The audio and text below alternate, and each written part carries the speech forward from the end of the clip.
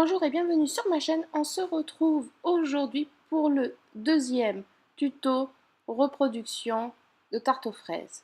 Si vous m'avez bien suivi, je vous avais montré une petite déco que je comptais faire pour son concours. Ça ne m'avait pas plu, j'ai tout enlevé. Et voici donc le deuxième. Donc bien sûr, j'ai mis ma base et après ma base, on va venir poser ce blanc. Je vous mettrai les petits noms des vernis à chaque fois en dessous de l'écran. Donc on va poser une première couche et on n'oublie pas le bord libre. Et je vais faire pareil pour le petit doigt qui d'ailleurs est tout petit.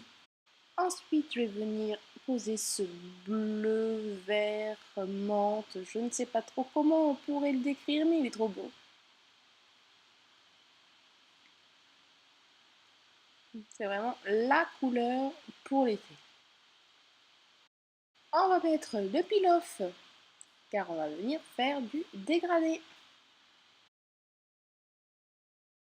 Donc on prend la petite mousse et on va venir poser le même bleu que tout à l'heure et un rose un peu pastel aussi. Et on va venir faire un dégradé à la verticale. Donc on tapote, on tourne pour faire les petits bords. Et voilà la première couche. Je vais en faire une deuxième. Et pour cette doigt-là, je fais l'inverse. Je mets le rose à gauche, le bleu à droite. Sans vous voyez l'image, vous m'avez suivi. Ensuite, pour les autres, je reprends le blanc de tout à l'heure, le bleu, et on va faire un petit dégradé à l'horizontale, vraiment très léger, vu qu'il n'y a plus d'ongles. Et on recommence jusqu'à que l'opacité nous convienne. Donc là, pareil, les mêmes couleurs, sauf que à l'horizontale aussi. Moi, ça m'a fait penser un petit peu aux bonbons que vous avez à Haribo là. Et pour les pouces, comme pour les petits doigts, pareil. Et hop, et là, comme il y avait un peu plus de surface que le petit doigt, j'ai rajouté un tout petit peu de rose, vraiment au bout. Et voilà. On va venir retirer le peel-off, voilà, qui nous protège quand même pas mal des mains. Et là, je vais venir poser de la paillette. Et oui, car si vous suivez bien tarte aux fraises, un nail art sans paillettes, ce n'est pas un nail art. Voilà ce que ça donne. En plus, c'est comme si vous posez un top coat, en fait, ça lisse bien votre dégradé. Et là, c'était vraiment des micro paillettes, c'est vraiment très joli celui-là. Je vous le recommande. On va venir faire cette déco-là. Donc, qu'en soit, ça avait l'air super simple quand on voyait Tarte aux fraises le faire. Mais après, c'était plus compliqué. Donc, il s'agit de faire des courbes avec le bout un peu plus épais. Même faire les arrondis, ce n'est pas évident. Je ne sais pas pourquoi, je tremblais comme une feuille. Donc il faut y aller vraiment tout doucement et il faut avoir un bon pinceau.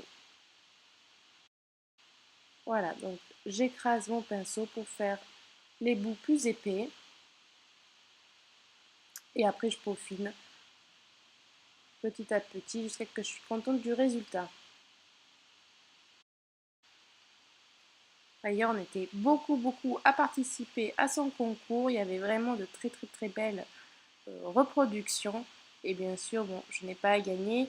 Je m'en doutais, mais bon, c'est pas grave. C'est l'important, c'est de participer. Et il y avait 3 gagnantes en tout.